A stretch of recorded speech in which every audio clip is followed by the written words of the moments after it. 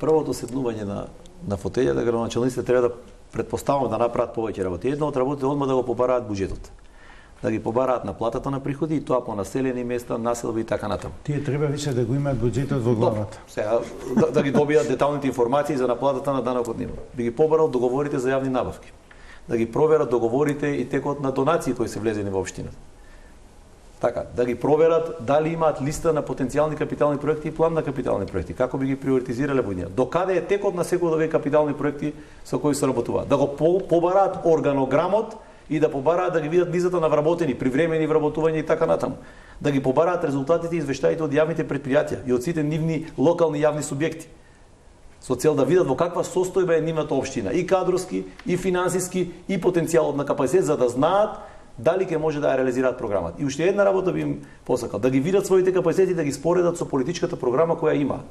Доколку видат дека капацитетот е ограничен, да не одат со главата во зид. Не е грешка, јас мислам дека народот ќе го поддржи да поддржат било кој проект кој е од интерес на општината, макар и да го понудил претходно кандидатот спротивната партија.